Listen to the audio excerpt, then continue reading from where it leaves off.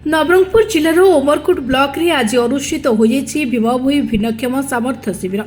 ए अवसर में उमरकोट पौर परिषद अध्यक्ष श्रीमती राधा भत्रा, पौर कार्यनिर्वाही अधिकारी आलोक कुमार अनुकलिया, मान्यपुर गणशिक्षा मंत्री प्रतिनिधि अशोक कुमार पाढ़ी तथा नवरंगपुर एसओ विशेषज्ञ डॉक्टर मानक उपस्थित सभार उद्घाटन होता। एथिरे 4टी ब्लॉक रु शताधिक भिन्नक्षम शिशु पुरुष और महिला माने आसी ऑनलाइन पंजीकरण करते। शिविर उमरकोटर कंडका रोड स्थित कल्याण मंडपठारे अनुष्ठित होता। शिविर में अनेक दिव्यांग लोक उपस्थित हो सरकारी सुजोग लाभ ग्रहण करते तथा वक्ता माने दिव्यांग लोक सरकारी साहाय्य विषय सूचित कराइथिले। देखो आज उमरकोट पौरपालिका तरफ भीमभोई स्वार्थ जो आम कहे भिन्नक्षम समर्थ शिविर आयोजन होता। प्राय 60 रु उपरे रजिस्ट्रेशन होती तो निरंतर भाव में ब्लॉक आगु डाबुंगा होता तो निरंतर चली शिविरटी जो भिन्नक्षम जो मैंने चिन्हित हमें जो मान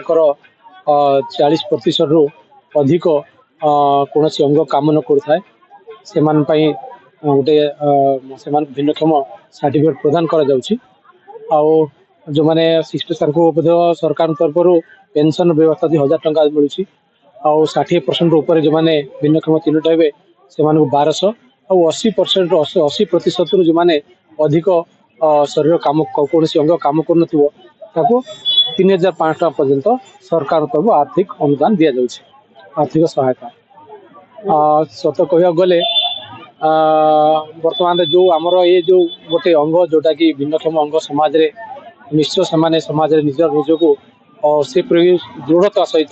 समाज को सामना कर पचर जाते से समाज मुख्य धारा आने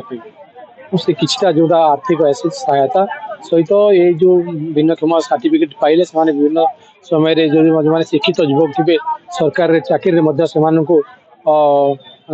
रिजर्वेशन अच्छी आउ जो मैंने ये सर्टिफिकेट थे सरकार अनेक लाभ जदि से बिजनेस भी करने चाहिए ताहले सहयोग मिलूँ। भिन्नक्षम अर्थ ता नुहे जे जड़े समाजर बिल्कुल गोटे कमजोर अंग नुहे। आपण मैंने समस्त जानते जहाँ नाम शिविरटी आयोजन कर सत कवि भीमभोई जे कि जहाँ जे अंध थे अंध थिबा सत्वे से जो गोटे गोटे कवि रूप में श्रेष्ठ विश्व में जड़े अन्यतम कवि थे जो कही मो जीवन पछे नरके पड़ी था जगत उद्धार हो सी वाक्यटी आज यूनेस्को आम देखा पाऊँ। तो जो अंगटी अच्छी सुदृढ़ करने आम जो भिन्नक्षम जो किसी अच्छा साथी समाज रे जो मुख्य धारा मुख्य स्रोत में सामिल करने किसी आर्थिक सहयोग देवाई जमी मुख्य धारा सामिल करने प्रकार शिविर आयोजन कर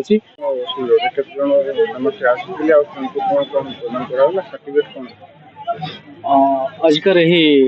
भीमभोई भिन्नक्षम सामर्थ्य शिविर में आमर 60 रु ऊर्ध हिताधिकारी उमरकोट म्युनिसिपालिटी उमरकोट ब्लॉक एवं आमर पड़ोसी रायघर चंदाहांडी डबुगाँव झेरीगाँव भी आसते। आज मुख्य अतिथि आमर थे मान्यवर मंत्री प्रतिनिधि श्रीजुत अशोक पाढ़ी महोदय और आमर आपण भी देखुथे जे आम दीर्घ 7-8 दिन पूर्व आर माइकिंग करूँ प्रचार प्रसार करूँ लिफ्टिंग करूँ लिफलेट माध्यम भी लोक आम जनईलु जे आम ये गोटे सामर्थ्य शिविर करने को जाऊँ उमरकोट म्युनिसिपालिटी और मीडिया बंधु मान भी आम साहु तो आम सब डाक्तर भी आसछन्ति विशेषज्ञ आसछन्ति। आशा करुँची जे आमर जो हिताधिकारी मैंने आसछन्ति निश्चित भाव में से नाम पंजीकृत करेंगे और सर्टिफिकेट पाई सरकार विभिन्न योजना अच्छी तार लाभ उठाई पारे। नवरंगपुर उमरकोट मनोज हालदार का रिपोर्ट निरपेक्ष।